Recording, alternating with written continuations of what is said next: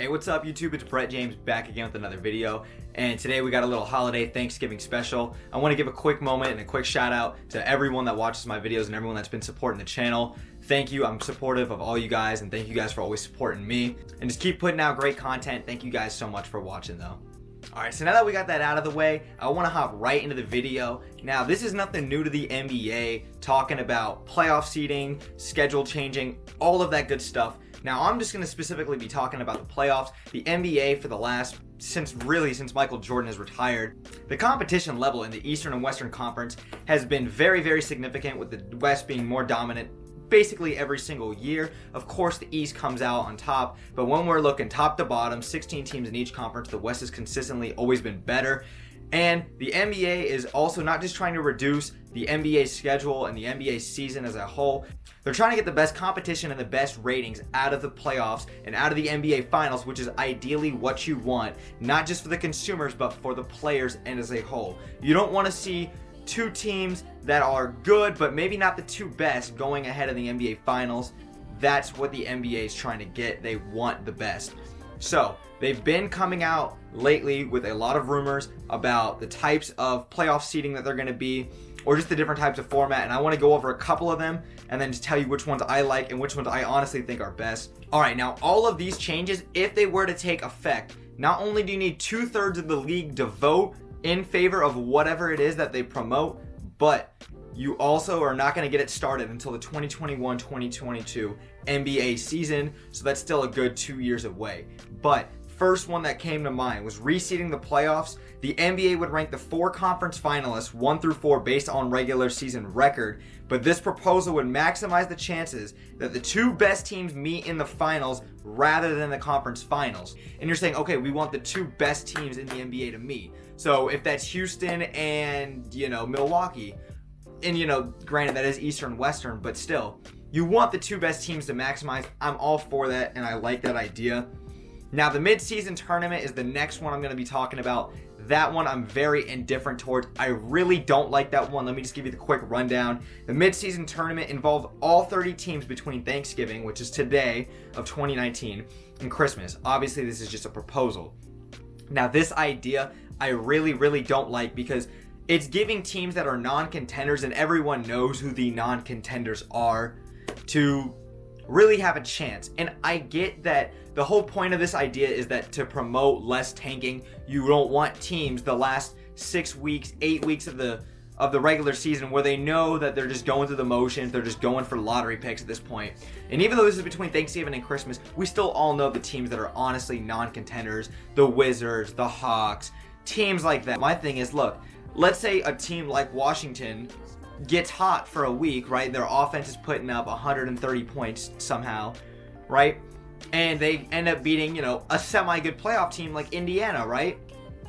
During this midseason tournament. Like, everyone knows Indiana is much more of a competitor and much more of a contender in the Eastern Conference or in the NBA as a whole than the Wizards. They just kind of hit gold, had a good hot streak. Maybe there's an injury to the Pacers or something. So I'm just really not for this at all. The playoff plan is where at the end of the regular season, the 7th, 8th, 9th, and 10th seeds are going to play each other in each conference, and they battle for the last 2 playoff spots, obviously 7 and 8 being those. So the 7 seed is going to play the 8 seed, and the 9 seed is going to play the 10 seed. So the winner of 7 and 8 is going to get the 7 seed. The winner of 9 and 10 is going to get the 8 seed.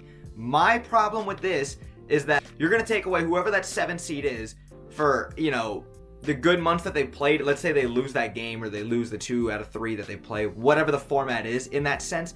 You're taking away all these months of hard work in the regular season that they put in for them to lose it in a 2-game stretch when they should be in the playoffs, and that applies to the 8 seed as well. If the 8 seed loses, it's like, okay, but come on, like, they had all that hard work just to go to a 9 or 10 seed. So I don't really agree with that whatsoever. It's not the worst thing in the world, but it does prevent tanking, and I'm all for not tanking. Alright, now my suggestion for what the NBA should do is 1 through 16. Take away conferences, take away divisions, take away all that BS. Divisions mean absolutely nothing in basketball. I don't care what you say. Divisions don't mean anything. Conferences are not necessary when it comes to playoff push. It should be 1 through 16. Best record to the 16th best record in the NBA go at it. 1 plays 16, 2 plays 15, etc. That is how it should be. Now look, I'm just going to give you like a quick little rundown on what it would have been like last year. Don't tell me this isn't more interesting. Golden State and Brooklyn. You got, Philadelphia, OKC, Houston, Indiana, Utah, Boston. Like, these are interesting teams that you'd be like, okay, that's great. But obviously the question always comes back to, what about the travel? I get it. Maybe reduce the season to 71 games. Do something where the NBA shouldn't just be having the Eastern Conference teams, which is why you should take away conferences. You shouldn't just be having the Eastern Conference teams playing 50 games on their schedule against the weak Eastern Conference. That's not fair, okay? When you have an NBA season of all 30 teams where they have to look across at each other and you can't take anyone for granted, okay? You're still playing every team at minimum twice, home and away minimum. You can't take anybody for granted, and that's going to prevent load management as well. When you see guys like Kawhi Leonard or Tim Duncan back in the day, when they're sitting out due to load management, that's not fair at all to the consumer, okay?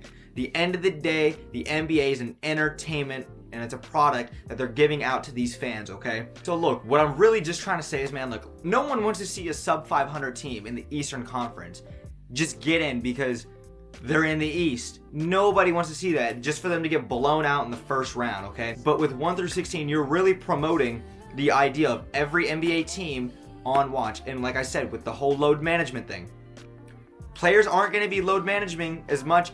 If there's a 1 through 16, coaches won't be doing it as much. And I understand it's for the players' health and concern. But look, 1 or 2 games that you might win or lose can bump you up 3 or 4 seeds. Because that's just how tight the Western Conference is. And then just how tight the NBA is going to be as a whole. Okay? So players are not going to be doing that. They're going to care more about the regular season. Maybe you reduce a few games, a few back-to-backs. Maybe you limit the season to like 71 to 66 games. Somewhere around there. But that then gives them an opportunity to open it up, open up the playoffs for when you have a 1 through 16. Because let's say a team like Portland plays Miami. That's literally across the country from each other. That is a lot of travel. Maybe instead of just doing that, when you do have those types of teams playing, you either do back to a 2-3-2 format. You give them maybe a day or 2 extra in between playoff games for that travel when you're traveling literally across the country. Maybe you have 2 teams that are close to each other, like Denver and Utah or whatever.